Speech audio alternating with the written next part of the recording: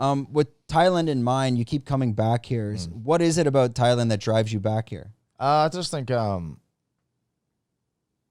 enjoy this place, man. Like I have has a lot of sentimental value to me. You know, this is where I met my partner.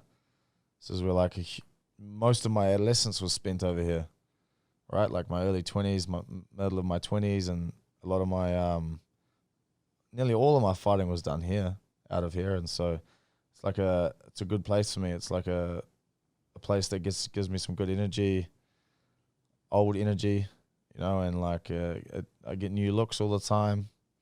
I think I just someone that suits like moving a little bit, moving around, training at place, not like random gyms, like tuning up at random gyms, but like obviously these guys aren't a random gym to me, right? And like so between this and CKB, I think bouncing between the two it's like a healthy way of living for me, you know. And you know, my daughter's like half Thai as well, so she seems to like really enjoy being here as well, like as much as we do. And so yeah, it's a good. Yeah, you can see her running around the HIIT gym. She's always got a gym, smile. Man. She's at the gym like 3-4 times a day. She's in there more than you. Yeah, man, she's always at the gym. Yeah, she's always at the gym and hits it off with everybody there.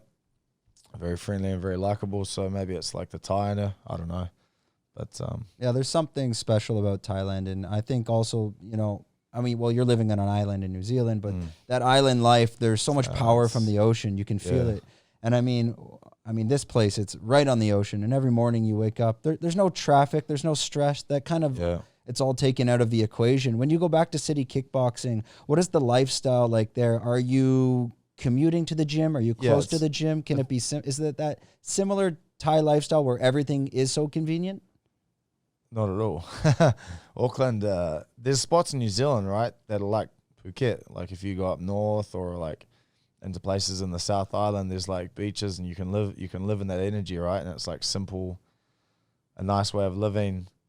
It's really enjoyable, but that's not Auckland, man. Auckland is not that. Auckland is like a mini super city. Yeah. Right? It's busy, it's expensive. It's very crowded, but the gym's very, very good. So that's what keeps all of us there, right? But sometimes you just got to get out of that hustle for a little bit. A lot of your time can be spent in traffic there if you don't time your day right. And yeah, it's like any other city in the world, like any other decent sized city in the world. There's a lot of expenses, right? Mm-hmm. Sometimes you can get caught up and feel like you're just constantly working all the time to for the next day. Oh, go to sleep, right? Got to go to sleep so I can get up and go to the next work day, right? Here you can like get some solid training in, but you can slow down, right? But there's so much ways to save time here. Simple, like you don't need to do your laundry. Yeah. If you don't need to cook or clean, you can get them made. Like these little things, they start to add up, especially when you should be focusing on training, living in these cities. And it's the headache of the cost. I mean, I'm from Canada, and every time I go back home, it seems like everything's just doubling up in cost.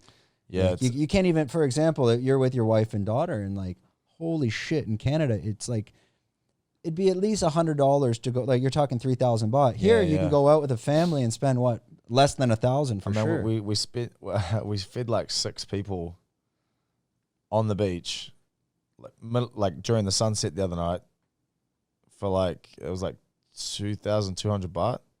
You know, like 100 New Zealand dollars. Like 6 people, like stuffed full, on a sunset, on the beach. Like in New Zealand, that would be.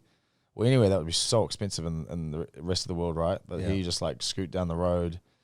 Like I fill up my scooter for like 100 baht for like the entire week. Gas is not an expense here. $180 at home for the week. It's crazy. Yeah. Yeah, I know it's people always, that's one thing back home. Insurance is a cost, a car is a cost. It's like, I have a car and honestly it just sits there pretty much the whole week. I'll use it when it rains and I need groceries. That's pretty much it. But these things like insurance and gas, so living in Thailand, that whole stress it's non-existent.